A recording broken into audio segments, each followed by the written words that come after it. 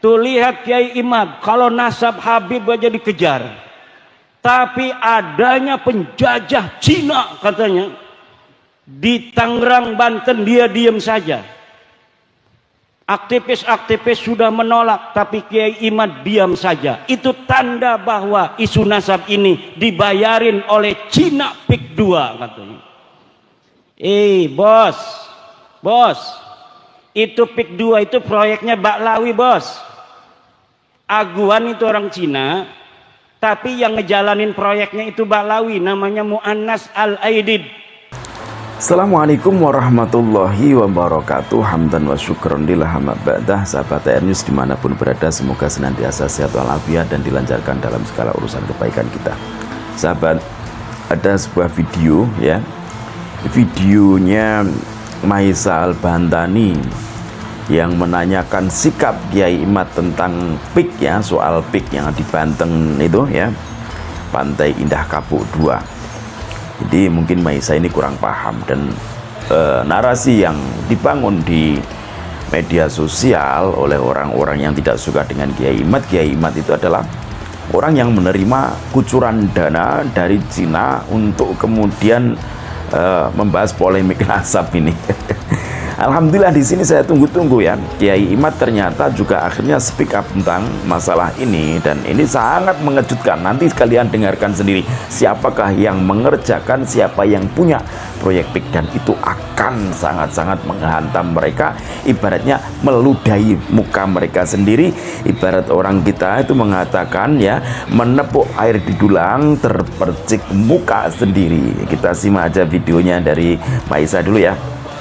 Assalamualaikum warahmatullahi wabarakatuh. Waalaikumsalam warahmatullahi wabarakatuh. Para bruder, buat VT semenarik mungkin, pertanyakan sikap Kiai Imaduddin, kenapa beliau belum speak up terkait masalah PIK 2. Kita minta beliau speak up, tidak minta beliau untuk sepemikiran dengan kita. Artinya mau beliau mendukung atau menolak, intinya speak up. Pertanyakan sikap beliau kenapa masih diam. Itu yang pertama. Wabil khusus ini untuk seluruh rakyat Banten. Sadarlah bahwa kita ini harus bersuara minimal di media sosial. Minimal di media sosial bersuara. Seluruh netizen khususnya Mbuter, buat konten Anda bermanfaat minimal untuk rakyat Banten. Mbuter dan seluruh netizen, Anda punya kesempatan membela rakyat, Anda punya kesempatan membela menyuarakan rakyat Banten. Maka buat konten Anda semenarik mungkin, suarakan rakyat Banten keberatan terhadap PIK 2. Bantu kami biar konten Anda bermanfaat. Semoga kita bisa saling memberikan manfaat. Itu ya, kalau niatnya baik untuk perjuangan nggak masalah, bagus gitu kan. Saya juga setuju kalau niatnya benar-benar untuk perjuangan. Akan tetapi kalau ada niat terselubung di baliknya, apalagi dia nggak memahami dulu masalah soal PIK, PSN PIK dengan PIK itu lain gitu loh ya. Sebelum nanti Kiai Imad ini menanggapi, saya tampilkan tanggapan dari Kiai Imad. Ini saya kasih paham dulu bahwa Maisa ini adalah orang yang mungkin menurut saya adalah orang yang pengen dihormati selayaknya Kiai Imad dihormati oleh masyarakat. Akan tapi cara mereka berbeda. Kiai Imad benar-benar lillahi ta'ala memperjuangkan negeri ini ya, dari tembodan-tembodan Pahlawi. Sedangkan Maisa sendiri kalau menurut saya begitu melihat Kiai Imad ternyata menabrak Pahlawi dimuliakan orang, akhirnya dia juga menabrak Pahlawi. Akan tetapi nabraknya pilih-pilih, yang tidak menguntungkan mungkin kayak Rizik Syihab sudahlah ditabrakin. Akan tapi kalau Lutfi bin Yahya masih dijilatin gitu ya. Oke, kita simak aja video tanggapan dari Kiai Imaduddin. Saya ibu-ibu ngomong pakai muqaddam sebagai orang bayang yang tidak ada sejarahnya, tidak ada sosoknya, ini disangka dibayar oleh Cina katanya. Ini Kiai Imad ini membatalkan nasab Baklawi karena dibayar oleh Cina. Kata saya, urusannya apa Cina sama saya? Cerdas, apa untungnya Cina itu sama batalnya nasab Baklawi? Sekarang kan di Banten lagi ada proyeknya Pak Jokowi dulu, proyek strategis nasional, namanya PIK 2. Saya kan nggak ngomong mau setuju, mau menerima, mau menolak, saya nggak ngomong. Itu banyak orang-orang yang musuh-musuh Pak Jokowi itu sekarang lagi menolak proyek strategis nasional PIK 2. Lalu karena saya diem aja, tuh lihat Kiai Imad, kalau nasab Habib aja dikejar, tapi adanya penjajah Cina katanya di Tangerang, Banten, dia diem saja. Aktivis-aktivis sudah menolak, tapi Kiai Imad diam saja. Itu tanda bahwa isu nasab ini dibayarin oleh Cina PIK 2 katanya.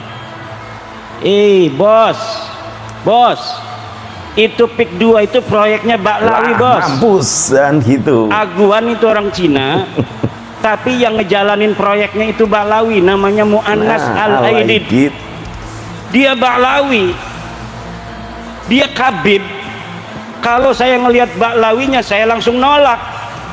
Tapi orang nolak, orang menerima itu harus tahu apa yang ditolak, harus tahu apa yang diterima. Objektif ini namanya. Jangan kita nggak ngerti apa-apa, kita menerima. Jangan kita nggak tahu apa-apa, kita menolak. Saya nggak ngerti PIK 2 ini jenis kelaminnya apa. Ini makhluk model apa ini PIK 2? Kenapa? Karena saya belum mendapat penjelasan sebenarnya seperti apa, proyeknya apa, manfaatnya apa, kerugiannya masyarakat apa kalau diterima. Kalau sudah ada ilmu bi an ilmu bi PIK wa PSN, baru kita boleh mengatakan menerima, boleh mengatakan menolak. Ilmiah namanya.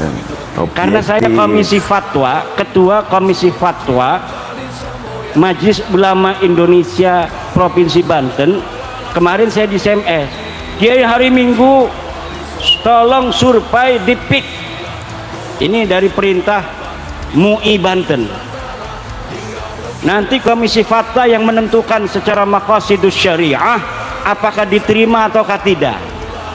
Kata saya, buat apa kalau kita terjun ke lapangan tapi tidak tahu master plan-nya apa.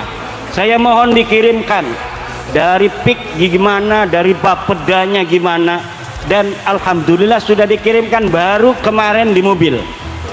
Saya baca, tinggal saya terjun ke lapangan. Baru setelah kita tasawur, nah kita menentukan hukum itu harus tasawur.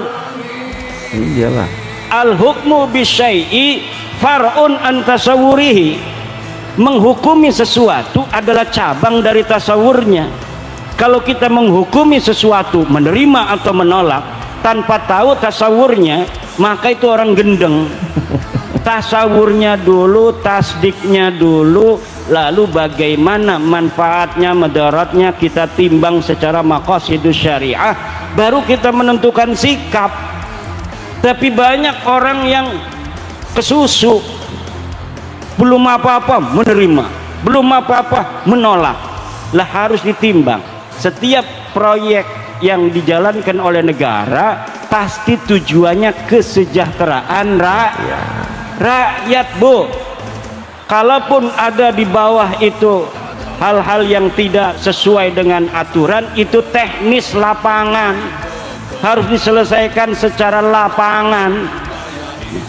Kalau misalnya harus menunggu secara konvensional, itu Banten Utara yang sekarang mau dibangun itu kalau ngandalin Pemda kabupaten itu mungkin 100 tahun lagi baru bisa dibangun.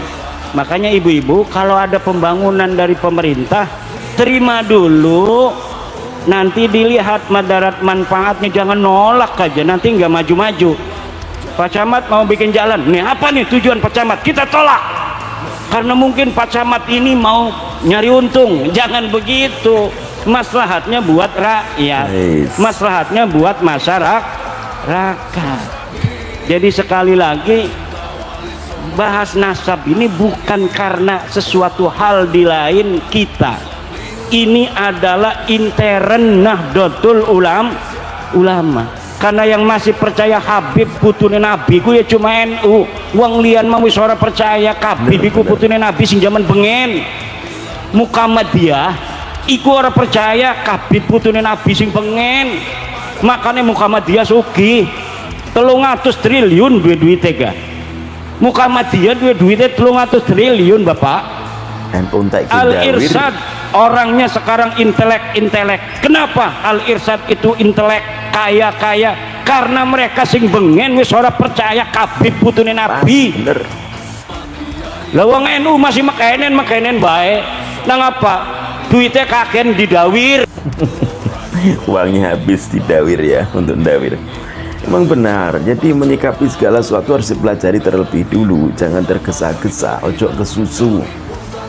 Ini adalah yang nolak-nolak itu semuanya adalah orang-orang yang dulu benci dengan Pak Jokowi. Itu kalau saya amati semacam itu, orang-orang yang tidak setuju Pak Jokowi menjadi presiden dan orang-orang yang masih benci dengan Pak Jokowi sampai saat ini gitu loh. Jadi kemudian digodok, digoreng, itu proyek, itu yang semacam itu juga proyek. Saya juga paham itu proyek itu.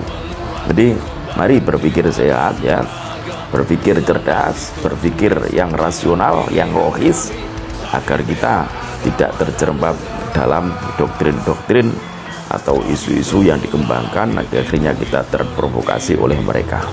Mereka tujuannya satu, ingin menghancurkan negeri ini, tidak ingin negeri ini maju.